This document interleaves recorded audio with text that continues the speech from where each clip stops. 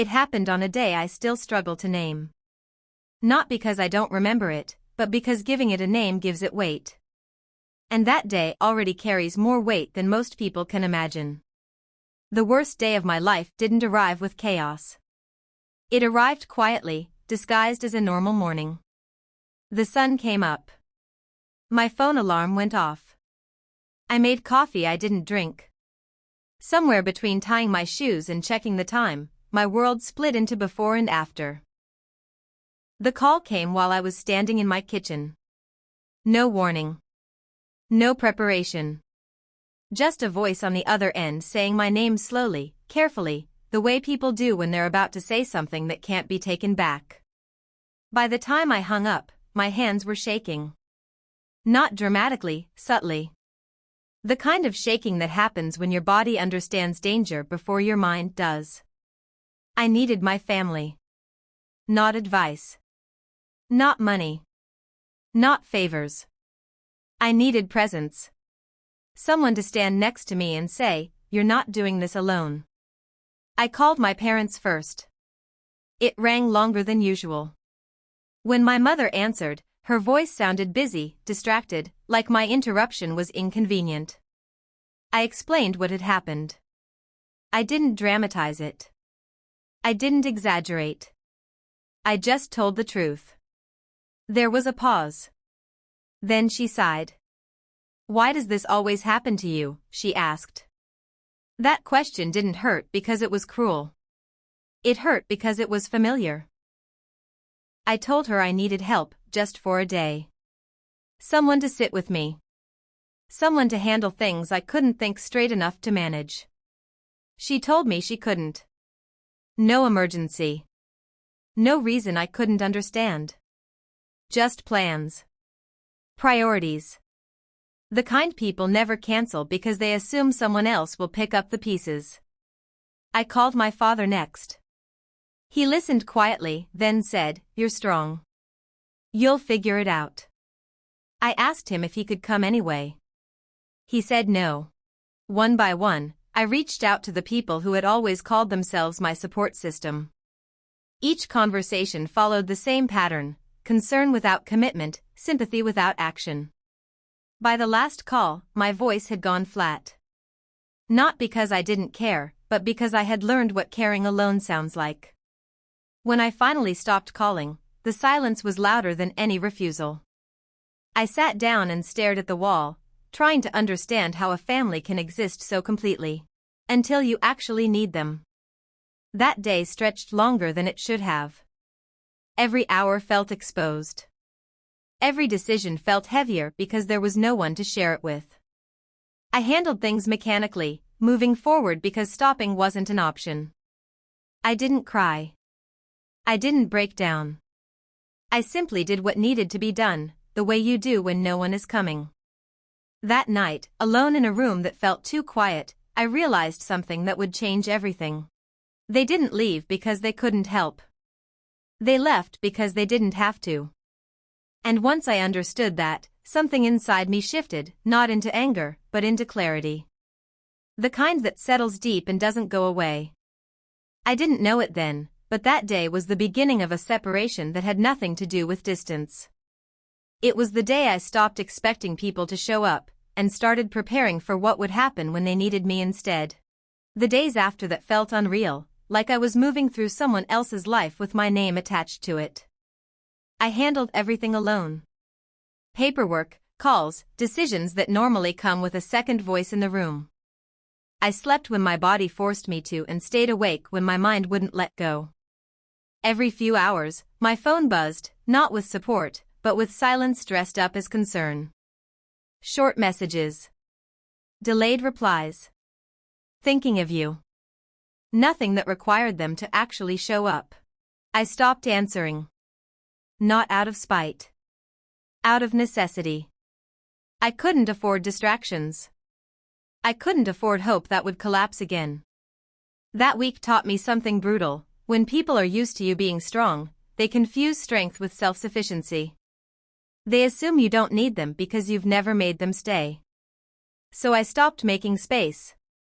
I rearranged my life quietly. Cancelled commitments that existed only to please others. Rescheduled plans that drained me. I focused on what mattered immediately: stability, control, survival. And in doing so, I created distance without announcing it. My family noticed, but too late to understand why. A few days later, my mother called again. Her tone was lighter now, like the crisis had passed simply because she hadn't been affected by it. She asked how things were going. I answered politely. Briefly. When she asked if I needed anything, I said no. That answer unsettled her. You sound different, she said. I am, I replied. She laughed nervously, trying to soften the moment. Don't be dramatic. I didn't correct her. Weeks passed. Life didn't slow down, it shifted. I adapted in ways I hadn't before, learned to rely on systems instead of promises, plans instead of people. I stopped expecting check-ins. I stopped volunteering updates. Slowly, without confrontation, I removed myself from the role I'd always played, the reliable one, the forgiving one, the one who would always understand. And then, almost exactly a month later, the first crack appeared. It started with a message from my cousin. We weren't close, but family pressure had always kept communication open. His text was short. Hey. Are you okay? Things are complicated here. I didn't reply. An hour later, my father called. This time, his voice wasn't calm. It wasn't dismissive. It was tense. Strained. We need to talk, he said. About what? I asked, already knowing the answer. There was a pause. There's a situation. I let the silence stretch. Your mother and I, he continued, we may have misjudged some things. Misjudged. Not abandoned. Not ignored. Misjudged. What do you need? I asked quietly. Another pause. Longer this time. We need your help. The words landed exactly the way I expected them to. I didn't respond immediately. I didn't feel triumphant. I didn't feel angry. I felt detached, like someone watching a story unfold exactly as it had been written. With what? I asked. He exhaled sharply. We'll explain when we see you. I'm not coming, I said. What? You can explain over the phone. Silence. Finally, he said it. We're in trouble. That was the moment everything aligned. The worst day of my life had taught me who wouldn't show up when I needed them. Now, a month later, they were about to learn what happens when you leave someone alone long enough to build a life without you. And this time, no one was coming to save them. I didn't rush to meet them. That was the first difference they noticed. For most of my life, if my family needed something, I showed up immediately. I rearranged plans, delayed myself, softened my needs. This time, I waited. Not to punish them, but to see how long it would take before urgency turned into honesty. It took less than a day. My mother called next. No greeting. No pretense. Her voice was tight, controlled in the way people sound when they're trying not to panic. We made mistakes, she said.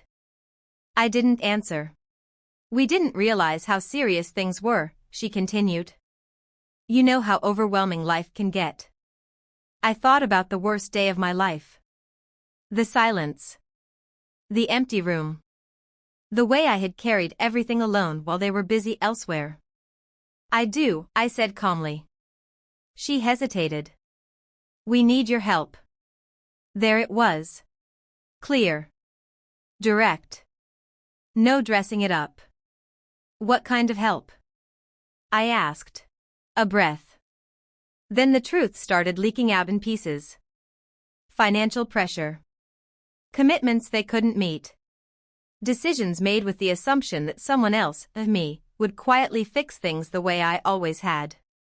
They hadn't planned for a future where I wasn't available. They had built their lives on the idea that I would always absorb the impact. I listened without interrupting. Not because I owed them patience, but because I wanted to hear how far responsibility would travel before it stopped short of apology. When she finished, there was a long silence. "Are you there?" she asked. "Yes," I said. "I'm just deciding." "Deciding what?" she asked, her voice cracking. "Whether I'm willing to go back to being alone so you can be comfortable." She didn't respond. Later that evening, my father called again. His voice was quieter now. Less certain. "We raised you," he said. "Doesn't that count for something?" I closed my eyes, not in anger, but in understanding. "You raised me to handle things on my own," I replied. "I'm just applying the lesson." He tried once more. "Family helps family." "Yes," I said. "When it matters." I didn't offer solutions. I didn't negotiate. I didn't explain myself beyond that. Because explanations are for people who showed up when they were needed. Over the next few days, the messages changed. From urgency to frustration. From frustration to guilt. From guilt to anger. Accusations replaced requests. They said I had changed. That I was cold. That I was selfish. They were right about one thing. I had changed. I had learned that being strong doesn't mean being endlessly available. That love without presence is just a word people use to feel better about absence. That you can care about someone and still refuse to save them from the consequences of their own choices. Eventually, the calls stopped. Life moved on. Not dramatically. Not with revenge scenes or final confrontations. Just with space. With quiet. With a sense of control I hadn't realized I'd been missing. I built routines that didn't include waiting for approval. I surrounded myself with people who didn't need convincing to show up. I stopped measuring my worth by how useful I was to others. And one night, weeks later, it hit me.